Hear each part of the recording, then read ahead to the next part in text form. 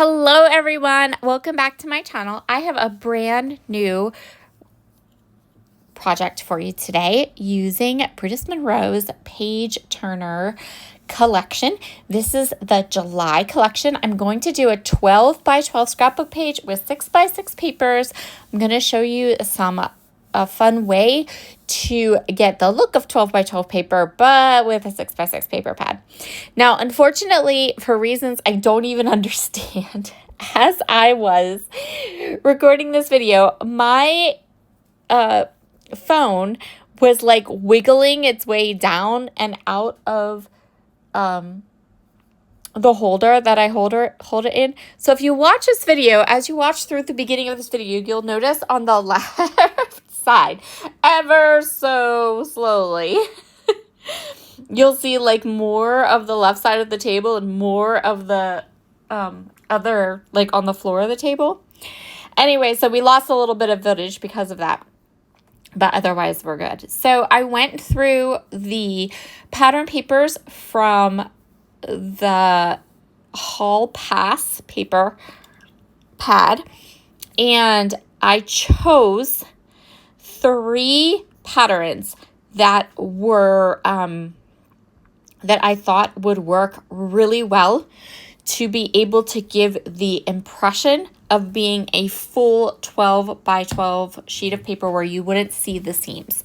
So I chose the text print, the plaid print, and then I also chose this floral print. And what I did was I took 2 of the papers and I cut them both with my trimmer at the exact same length so that they would line up perfectly when I put them beside each other. So you can see here how that worked. I'm going to grab some white washi tape. I love white washi tape. It's amazing. Every time I see it, I buy it. I'm going to flip these patterns over and I'm going to connect them together using the white washi. And you'll see when I flip it over, you really can't even tell that this is 2 6 by 6 papers and not one full 12 by 12 inch strip. Take a look at the left. You'll see more of the floor because ever so slowly my phone is just working its way out of the holder. I don't know. It's never done that before. So I'm going to go through all of these different strips. I'm going to do that, and that's going to give me 3 strips of the patterns that are 1 by 12. And then I'm going to grab my Hickory Smoke Distress Oxide ink, and I'm going to ink all the edges of all 3 of these strips with the same color. That is also going to give the illusion that we have a 1 strip that is 1 by 12 and not 2. It helps to hide the seams, I promise you. So there's our 3 strips. I'm going to go ahead, I'm going to ink it all up, and then notice you can see a little more of the left side of the floor, specifically Fitz's bed, and all my Brutus Monroe stamps that are in a little container right there. Next, I took from that plaid paper 2 more strips. These are 1/2 inch strips. I'm going to do the same thing. I'm going to attach them from the back with some washi. I'm going to ink them up with Hickory Smoke Distress Oxide ink, and then you won't be able to tell that this is another one that is not 12 inches across.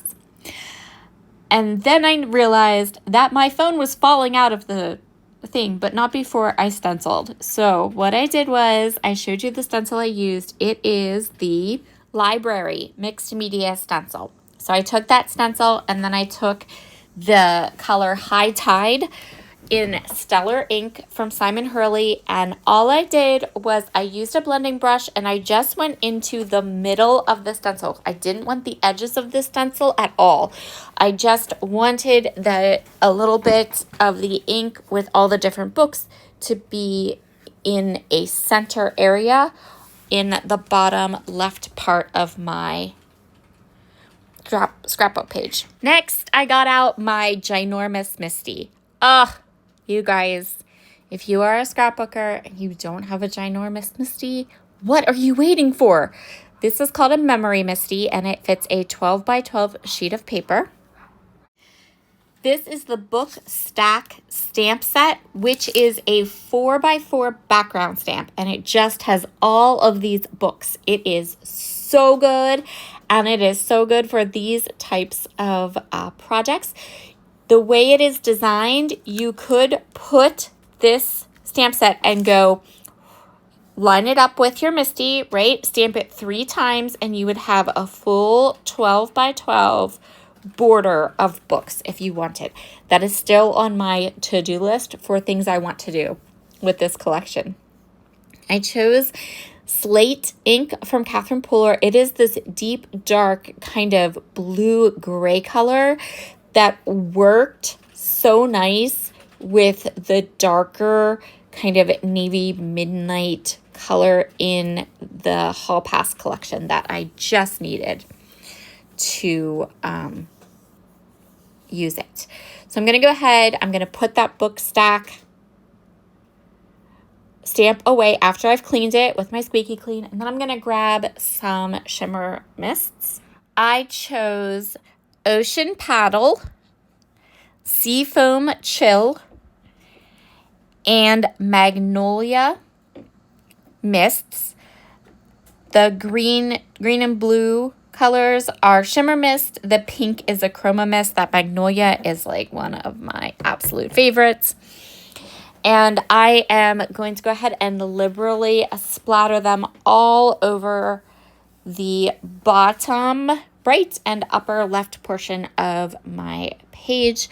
Just as an aside, for a layout, if you wanted to recreate this one, you will need the thickest cardstock, whatever you use for mixed media. I know there are lots on the market. There's Vicky Bouton's foundation papers. There's Basil marshmallow cardstock. There is hot press watercolor paper. Whatever you use, that's what you want to use for this layout today. You'll also notice that there is a pencil mark at the bottom of the page. That's because I'm going to put those 3 strips that I created across the bottom of my layout, and I wanted to make sure that I had my stamp in the right place to finish this off. The next thing we're going to do is we are going to play with the chipboard. So this reading room chipboard from Brutus Monroe, it is so fun because these chipboard pieces are layered. So I'm going to start by taking all of the chipboard pieces out and then just figuring out which layers go with which piece and kind of pairing them up. And after choosing which ones I'm going to use for today, which I'm going to use the 4 kind of loose books, and then I'm also going to use the open book, I'm going to color them. So what I did was I took the inks that I had been using for the stamping and the stenciling, and I'm just going to kind of color the chipboard pieces with these inks. Added bonus, this is one of those reasons why I really, really, really absolutely love foam pads, because for doing something like this, because these foam pads really hold on to the ink, you can kind of dip and kind of push the chipboard into them and they just color up. They color up so nicely.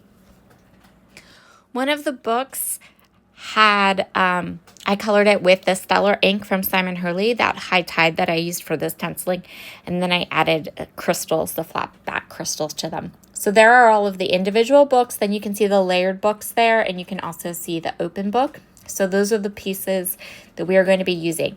But I didn't want the brown from the chipboard. I decided that I really wanted the book pages to be white or as light as I could get them. But I also knew that I wasn't in the mood to heat emboss anything. So I pulled out my Alabaster pigment ink. I wasn't sure if this was going to work. I will be perfectly honest with you. I didn't know if this was going to work. I was kind of scared I was going to have to heat emboss some stuff white. Anyway, this worked. I used my finger you can see here, I used my finger and I just went ahead and loaded my finger up, my favorite crafting tool, my finger, and I just coated each of those pieces with the alabaster pigment and ink, and I think it looks more like pages than if I had done something that was really white. I think it looked, because you get a little bit of the chipboard coming in, so it's not like a full white, it's like a dirty looking white sort of, which is the color of books. I think it turned out really good. I was super happy with that. I set everything aside to dry, and honestly, I set everything aside to dry for way longer than I intended, because life be lifing over here.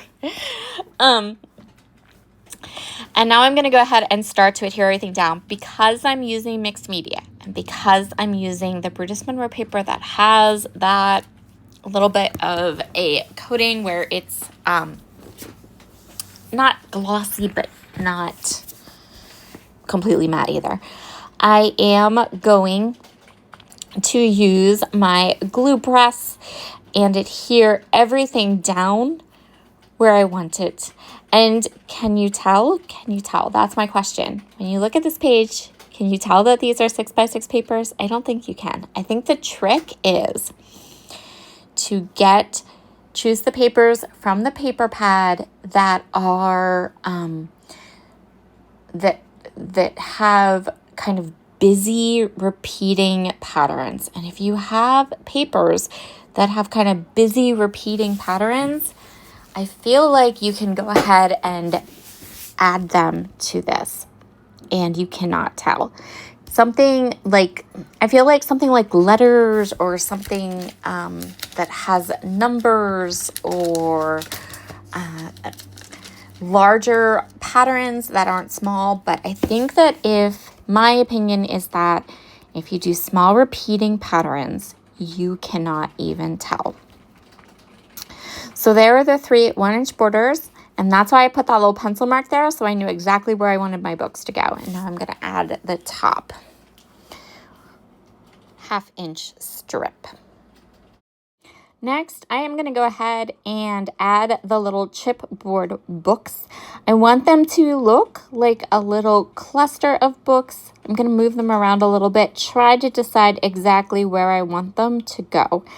And then the open book, I wasn't 100% sure where I was going to put it. I knew I want my photo right there. And then I'm going to kind of move this around a little bit. And where I decide to put it is down here at the bottom, kind of off to the side, almost like it's an open, well, I mean, it's an open book. But what I'm going to do is kind of snuggle my date for this picture and also a little bit of like a title onto this. This layout is going to end up not having a big kind of in-your-face sort of title. I'm going to use some of what are technically the sentiment stamps from the Literally the Best stamp set. That stamp set has the cutest sayings, and they are not card-centric at all. I think that they are incredibly useful and usable for scrapbook pages too, and I'm going to take advantage of that and use them sort of as my journaling, sort of as my title. So here's my photo. It is a photo. So this is a picture from December. It was a snow day, and it's my pup and the book I was reading at the time, and this like velour Sherpa blanket that I adore and is so comfy and cozy. And I took this picture because that's what we did all day. We read. I am taking 2 of the washi sheets. Technically, these are scrap little washi pieces from one of the page turner washi sheets. So this washi sheet, I am actually going to use it for one of my Make It Monday lives. And I already had done the mock-up or the sample. And so I had these kind of leftover pieces, and I used 2 of them to put at the top and bottom of my photograph. I just tore them.